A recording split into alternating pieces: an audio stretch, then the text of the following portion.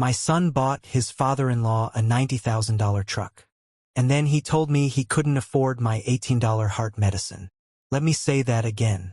He bought a brand new, top-of-the-line, fully loaded truck for his wife's father. And then, just days later, he stood in my trailer, looked me in the eye and said, "Dad, I'm really sorry, but things are just too tight right now." That was the moment my world shattered.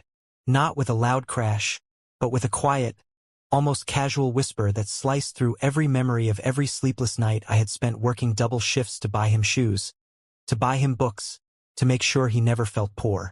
I'm a simple man. I spent 32 years of my life working on an assembly line at a factory that made parts for agricultural equipment. It wasn't glamorous. It wasn't easy. But it was honest. It was a paycheck that I stretched until it was practically transparent just so I could give my son, Derek, a chance at a better life. His mother walked out on us when he was 8 years old. She said she was tired of the grind, tired of the trailer, tired of me. She left a note on the kitchen table and a hole in my heart the size of a crater. But I had Derek. He was my reason to get up in the morning. He was the reason I ignored the burn in my back and the ache in my joints. I told myself, "You can fall apart later. Right now, you have a little boy to raise." I raised him to be honest. I raised him to be kind.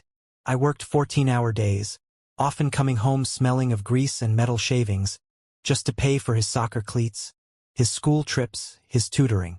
I didn't have the money for a college fund, not really, but I put away whatever I could. When he graduated high school, I handed him an envelope with $4,000 in it, weathered bills I had saved from my overtime checks. I told him, "This is for your future, Derek. Don't waste it. Go be something." He went to college. He met a girl named Andrea. She was beautiful, smart, and came from a family that had money. Real money. They lived in a house with columns on the porch and a lawn that was always green, even in the summer drought. I remember the first time I met them at their house. I drove my 15-year-old pickup truck, the one with the duct tape on the side mirror, and parked it between a Mercedes and a BMW. I was so proud of Derek. He had managed to climb out of the hole I had been born in. He was wearing a collared shirt, talking about stocks and real estate. I barely understood what he was saying. It felt like we were speaking different languages. But his mother-in-law, Carol, and his father-in-law, Robert, they were always polite. They had that cold kind of politeness. They smiled at me, but I could see the pity in their eyes. They looked at the calluses on my hands and the sun-damaged skin on my face, and I knew what they were thinking. This is his father. Look where Derek came from. I used to tell myself that I was overthinking it, that I was insecure. I told myself that Derek had just grown up. He was a man now with a family of his own. He had a wife and eventually a daughter named Lily. My granddaughter, the light of my life. I would babysit Lily whenever they asked, which wasn't as often as I would have liked, but I took what I could get. I would bring her to the park, buy her ice cream with money I couldn't really afford to spend, and listen to her laugh. That laugh made all those years of backbreaking work feel like nothing. But slowly, I started to notice the cracks. The phone calls from Derek became shorter. The visits became rarer. He used to call me on Sundays just to talk about sports or ask for advice. Now, he would only call if he needed something or if he was driving somewhere and had nothing better to do. He stopped asking about my job. He stopped asking about my health. It was always about him, his job, his promotion, his new car, his house, his life. I tried to be happy for him. I really did. But there was a part of me that felt like I was being left behind. Like the father who sacrificed everything to give him a jumpstart had now become an inconvenient reminder of where he came from. I was the trailer park, the duct tape, the cheap cologne, and he was the country club, the luxury SUV, the designer suits. Then things got worse. Andrea's father, Robert, seemed to take a special interest in Derek's career. He was retired, but he knew people. He had connections. He helped Derek get a better job, a management position that I didn't even understand. Derek owed a lot to Robert, and he started to act like it. He started calling Robert Dad. I don't know why that hurt as much as it did, but it felt like a knife twisting in my gut. I had been dad for 35 years. I had earned that title with sweat and tears.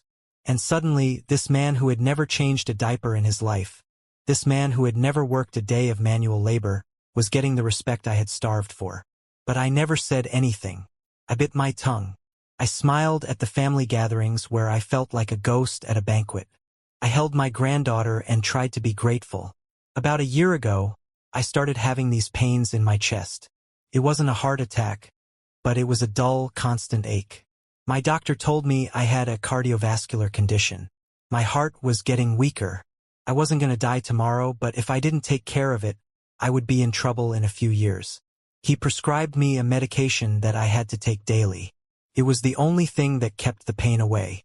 I applied for government assistance for the medicine. I was on a fixed income now. My pension barely covered my rent and food. But the application was taking forever. The bureaucracy was a nightmare. Paperwork kept getting lost. They told me to be patient.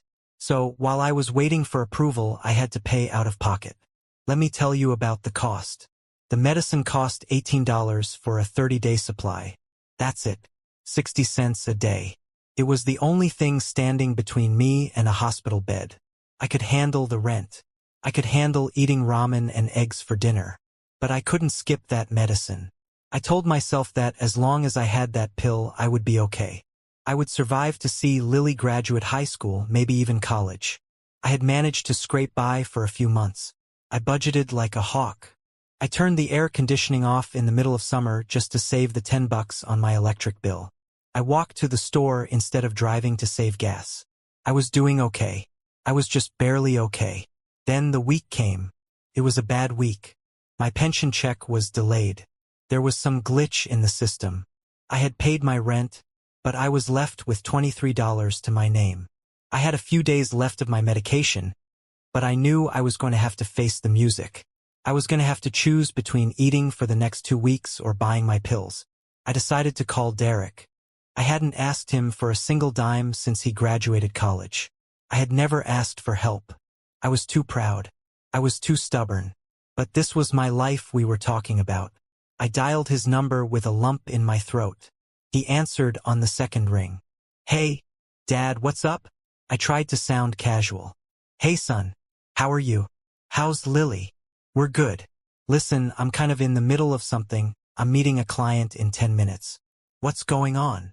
The rush in his voice made me freeze. I didn't want to be a burden. I never wanted to be a burden. I took a deep breath. I hate to ask you this, son, but I'm in a bit of a pickle. My pension check was delayed, and I need to get my medication refilled. It's not expensive. It's only $18. Could you spot me until my check comes through? I promise I'll pay you back next week. There was a pause. A long, painful pause. I could hear him breathing on the other end of the line. Then he sighed. It was a heavy sigh, like I was asking him for a kidney. Dad, he said slowly, I'm really sorry, but things are just so tight right now. You know, with the mortgage and the car payments and Lily's school. I just don't have any spare cash at the moment. I almost dropped the phone. Spare cash? $18? I couldn't process it. My mind went blank. I was standing in my small, cramped kitchen, holding a cordless phone that had a cracked screen, and I was looking at a pile of bills I couldn't pay. I'm not asking for $100, son, I said, my voice cracking. It's $18. For the medicine I need to make my heart work. Dad, I know I get it, but I'm stretched thin. Andrea and I had a budget meeting, and we're cutting back on everything for the next few months. I have to think about my family. My family. He said my family. He was talking about his wife and daughter. And in that moment, I understood that I wasn't in that category anymore. I was an outsider. Okay, I said, my voice barely a whisper. I understand. I'm sorry to bother you. It's okay, Dad. I'll call you next week. That was it. The click of the phone hitting his receiver echoed in my trailer like a gunshot. I just stood there for a long time, staring at the wall. I didn't cry. I think I was too shocked to cry. I just felt numb. I went to the bathroom and looked at my pill bottle. I had 3 left. 3 pills for the next week. I took one out and looked at the small white tablet. It was the only thing keeping me alive. And it was worth less than what my son spent on his morning coffee at the fancy cafe he liked to go to. That evening, I did the only thing I could think of. I took a knife and I cut the pills in half. I figured I would take half a dose just to stretch it. The doctor had told me never to do that it could be dangerous, but what else was I supposed to do? 3 days later, I was scrolling through Facebook on my outdated phone. I don't even know why I still looked at social media. It was just a sea of people posting vacation photos and expensive dinners. But then I saw it. A photo of a shiny, enormous pickup truck. It was midnight blue with massive tires and chrome trim. It was parked in front of a house I didn't recognize, but it looked like a showroom. The caption read, "A little surprise for the best father-in-law in the world. He's been working hard on his farm, and he needed an upgrade. Thank you, Derek. We love you." I stared at the photo for a long time. I zoomed in on the truck. I looked at the fancy interior. I looked at the massive engine. I scrolled through the comments. People were congratulating Robert. People were praising Derek. People were talking about how generous he was. I did the math in my head. A truck like that, brand new, fully loaded. It was $90,000. $90,000. And he had just told me he couldn't afford $18. Felt like a physical blow. My heart, the one that was already struggling, started to hammer in my chest. It wasn't just anger. It was a profound, soul-crushing sense of betrayal. I was the one who had worked double shifts so he could eat. I was the one who went without so he could have. And I had been reduced to something less than his morning latte. I didn't call him. I didn't text him. I didn't write a passive-aggressive post on Facebook. I just sat there in the dark, feeling the weight of my loneliness. The next few days were a fog. I went to the pharmacy with my last $2 and begged the pharmacist to give me just 3 pills. Just enough to get me through the week. He was a kind man, a kid in his 30s who wore glasses. He knew me. He took pity on me and gave me a few samples. "Don't worry about it, Mr. Henderson," he said. "You're a good man. Good man." My son didn't think so. My son had just spent $90,000 on a gift for a man who had never even held his hand when he was scared. Then came the Thursday. It was a rainy, miserable afternoon. The rain was coming down in sheets, pounding against the tin roof of my trailer. It was one of those days that makes you feel twice as old. I was sitting in my worn-out recliner, feeling sorry for myself, when I heard a knock on the door. I didn't get many visitors. Most of my old friends had moved away. My brothers were scattered across the state. I figured it was the landlord coming to complain about the leaky faucet I hadn't had the money to fix. I shuffled over to the door and opened it. Standing on my small, rickety porch was Robert. His wife was waiting in the truck. No, not his new truck. The old one. He was soaking wet from the rain. He didn't have an umbrella. He was holding something in his hands. A manila envelope. I was stunned. I hadn't spoken to Robert in months. He certainly had never come to my trailer before. He was dressed in a nice polo shirt, but the rain had ruined it. He looked uncomfortable, like he was standing in a sewer. "Mr. Henderson," he said, his voice formal and a little shaky. "Can I come in?" I nodded, stepping aside. My trailer was a mess. There were books everywhere, and it was stuffy. I cleared a pile of mail off the small dining table. "Sorry for the mess. Have a seat." He sat down, placing the envelope on the table between us. He looked around the trailer. He saw the cracked countertops. He saw the sagging floor. He saw the medicine bottle sitting on the counter, next to a stack of unpaid bills. I saw his eyes linger on the medicine bottle. "What's this about?" I asked, my voice guarded. He cleared his throat. "I know we haven't always seen eye to eye, but I have to tell you something. Something I should have told you a long time ago." I braced myself. I figured he was going to tell me that Derek had decided to cut me out of Lily's life, that they were moving away, that I was a bad influence. "Derek and Andrea have been having some trouble," he said. "Financial trouble. The house is too expensive. They have credit card debt. They borrowed money from us, Carol and me." I didn't react. I just stared at him. "When Derek bought that truck for me," he continued, "he did it to impress Andrea.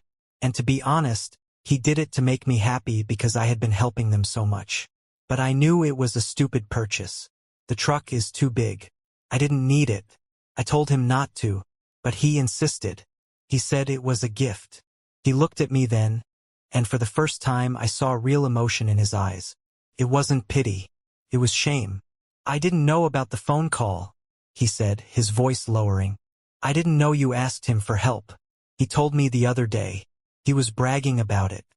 He said, I told my old man to get lost, he's always mooching. He laughed about it. My blood ran cold. Mooching. He called me mooching. I was furious, Robert said.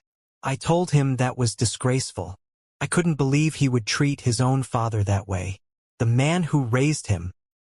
He paused, running a hand through his wet hair.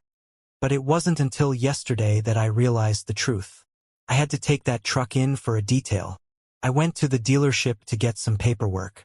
And I saw the contract. He pushed the envelope towards me. Take a look. My hands were trembling. I pulled out the papers. It was a loan agreement. Derek's signature was all over it. But the price was wrong. The truck wasn't $90,000. It was $130,000. The interest rate was astronomical. Derek had been ripped off. He had been so desperate to buy Robert's affection that he had signed a loan that would ruin him. He was paying more than double the value of the truck over the life of the loan. He was drowning in debt and he was trying to pretend he was rich. But Robert didn't stop there. He pulled out another sheet of paper. That's not the worst of it, he said. When I realized what a lousy businessman Derek was, I decided to look into something else. This house he lives in. Andrea told me it was a gift from you. I blinked. What? Yes, Robert said, nodding grimly. She told me that you gave them the down payment on the house. That you inherited money and gave it to them. They told me that's why they didn't have the money to help you. Because you had it all along. I was speechless. I didn't have an inheritance. I had nothing. I had never given them a cent for a house. I had never even seen their mortgage statement. But then the realization hit me like a truck. $100,000 truck. They had been lying. They had been lying about me to Robert and Carol to make me look like a rich miser who wouldn't help them, so they could justify not supporting me. I realized the truth, Robert said. You didn't give them anything. They lied. They said your money was hidden. That you refused to help them buy the house because you were greedy. I can't believe I listened to them. He looked at me, and his eyes were glistening. You know, I never liked you much, Mr. Henderson. I always thought you were common, that you were holding Derek back. But I was wrong. I've been a fool. He took my hand. He actually held my hand. Derek is a liar. He's not the man I thought he was. And you're the man I should have been. I felt the tears welling up in my eyes, but I held them back. Then Robert looked at the medicine bottle on the counter. He pointed at it. Is that? It's $18, I said, my voice barely breaking. I don't have it. It's my heart medication. Robert's face turned pale. He looked like he was going to be sick. He didn't say a word. He just stood up, walked to the envelope and pulled out a thick stack of cash. He put it in my hands. Take this, he said. Go to the pharmacy. Get your medicine. Buy groceries. Get the best care you can buy. And I'll take care of the rest. But the money wasn't what shook me. It was what he said next. That's not a gift, Mr. Henderson. That's a down payment. Because I'm going to need your help. I'm going to make this right. For the next hour, Robert told me the details. He was going to the bank to transfer the truck loan into his own name. He was going to take the truck back to the dealership and lose the money, just to keep Derek from drowning. But he was also going to call a lawyer. I'm going to expose him to the rest of the family, Robert said. To Andrea, to Carol. They need to know what kind of man she married. He's a fraud, a liar, and I'm not going to let him destroy his wife's life just to maintain his ego. He looked at me. But I need you to stand by me. We can't let him manipulate us anymore. I didn't know what to say. For years, Robert had been my enemy, my rival, the man who took my son away. And now, he was the one who had come to my trailer in the rain to rescue me. He was the one who was offering me justice. The following week, Robert and I met in secret at a diner. He showed me the bank documents. He had paid off the truck loan. He had taken the loss. But he had also found out that Derek was cheating on Andrea with a woman from work. It was just the final nail in the coffin. "I'm going to confront him," Robert said. "And I want you to be there. I want you to see him tell the truth for once in his pathetic life." I agreed. I felt a fierce anger I had never known. This wasn't about the $18 anymore. It was about the years of lies, the years of humiliation, the years of me being treated like a ghost by my own flesh and blood. The day came. We met at their house. Robert had called a meeting. Andrea was there. Carol was there. Derek was there, looking nervous. He didn't expect me to be there. He smiled at me. That fake, charming smile he had perfected. "Hey, Dad," he said. "What are you doing here? It's just a family thing." Robert stepped forward. "No, Derek. This is about you." He presented his evidence. He told Andrea about the debt. He told her about the lies she had told. He told her about the mistress. Andrea didn't scream. She didn't cry. She just sat there, frozen. She looked at Derek. "Is it true?" Derek's face went white. He tried to lie. He tried to cover it up. "It's not what it looks like. Dad, you have to believe me." But I looked him in the eye, and I said, "No, you don't get to call me that. Not today. You had a chance. You had a chance to be my son. And you threw it away for a truck." He opened his mouth to argue, but Robert silenced him. "Pack a bag, Derek. You're out of the house. Andrea is staying here." The look on Derek's face was one of absolute terror. He wasn't terrified of losing his wife. He wasn't terrified of losing his daughter. He was terrified of losing the house, the money, the status. In that moment, I saw him clearly for the first time.